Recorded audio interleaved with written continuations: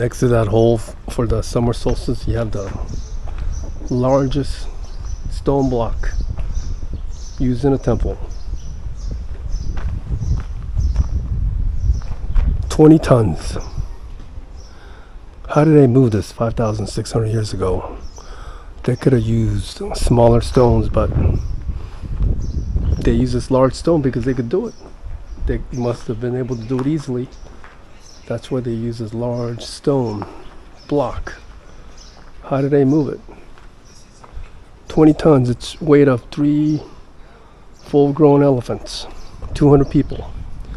Weight of 200 people. Crazy.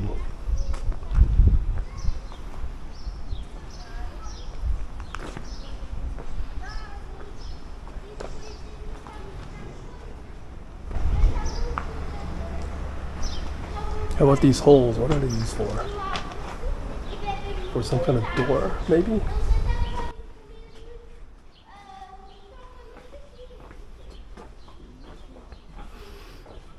These might have been used for doors. Maybe.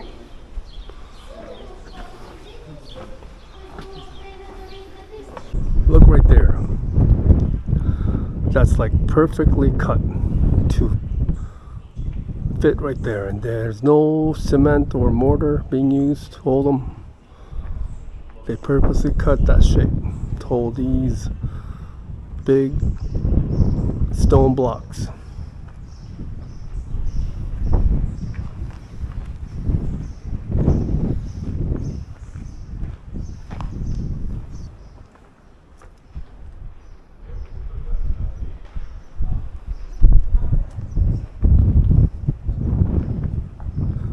Alright, we're done with Hagar Qim and we're going to Minajdr, which is another temple site down that way.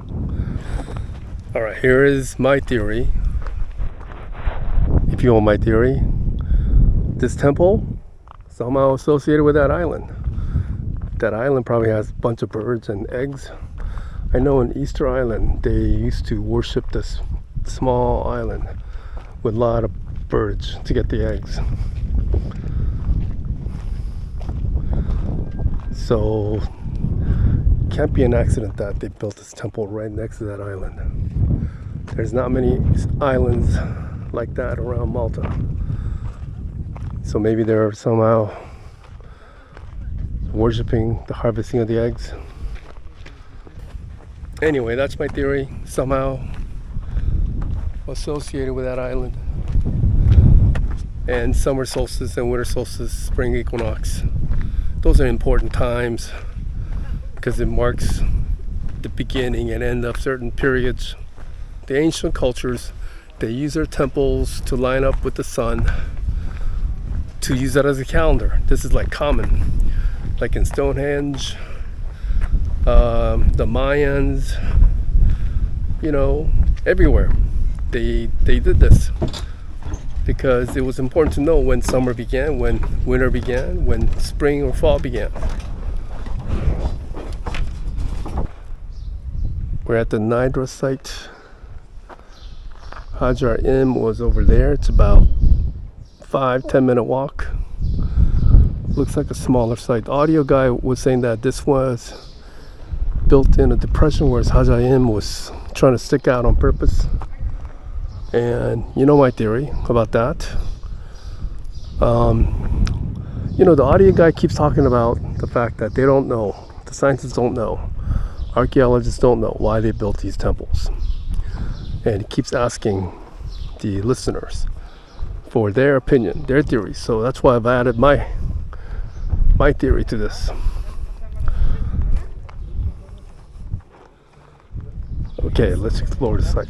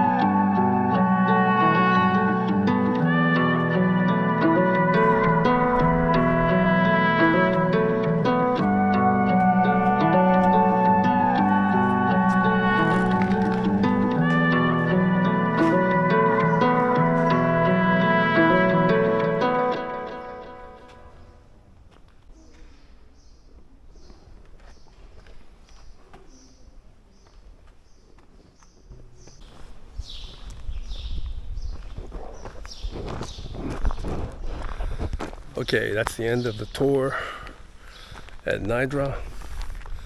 But both of these temples, just amazing.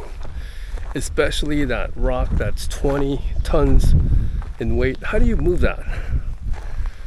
Weight of 200 people? How would you move it? Can you move a 20-ton rock?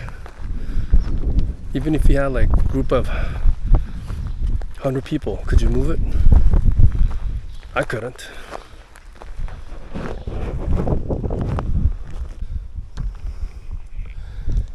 Okay, they have these hiking trails off the main route here. They're called Malta's Heritage Trails. I'm gonna take one a little bit, couple minute hike, just to see what's around.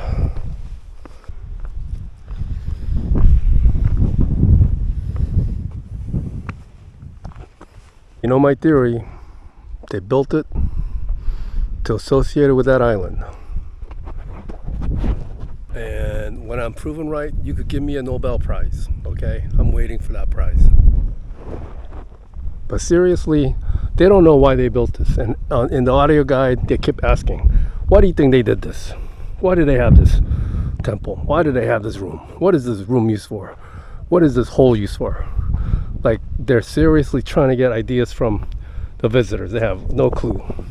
Only thing they have a clue about is the holes next to the door. They think they were used for some kind of a door, like a screen door. Let's see how much we could go down here before we fall off the cliff.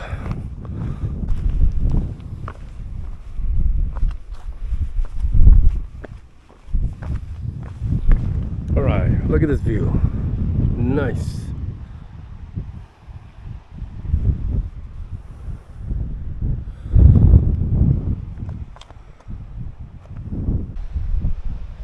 All right, that way is towards Africa, because this is the south-facing part of the island. This is a southern part of the island, and that's as far as I go. We're gonna head back. We got a long day tomorrow, so I'm gonna go back to the hotel and rest. It's a long bus trip back too. So imagine carving this rock out with nothing but rock tools. I don't think they have bronze tools. 20-ton rock. I mean, that would be like from there to here. You got to carve it out with a bunch of rocks, and you're gonna have to haul it all the way there, probably further than that. Imagine carving a 20-ton rock with rock tools, and then you got to lift it up, and then you got to haul it to the temple. 20 ton is weight of 200 people. How are you gonna do that? And maybe they hauled it for miles. How can you do that? How can you convince your buddies to do that? Even if you convince them, how do you move a 20-ton rock through this surface? It's mind-boggling.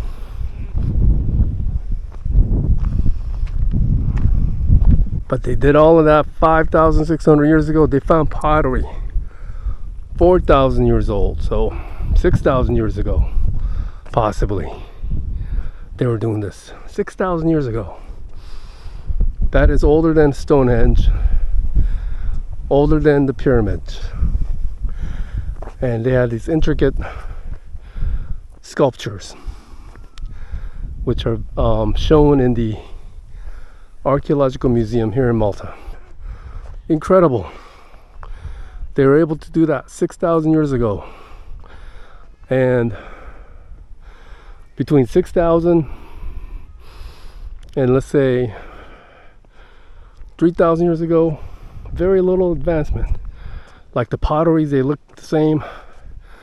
So 3,000 years, there was very little advancement.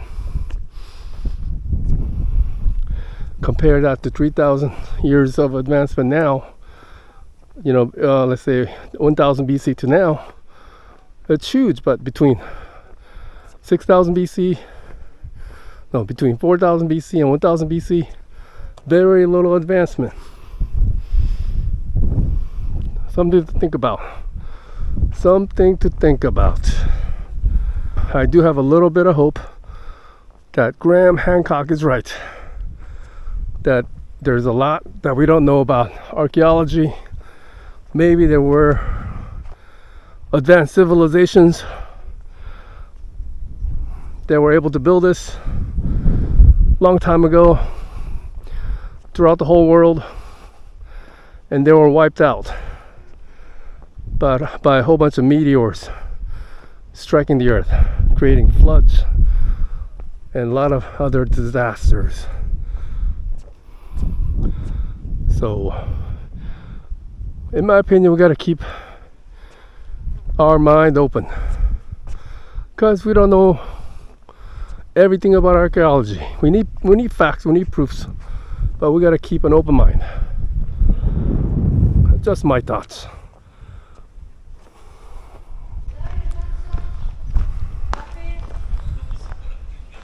Imagine cutting all these out with stone tools, smoothing them out, moving them for miles to this site, and making a temple.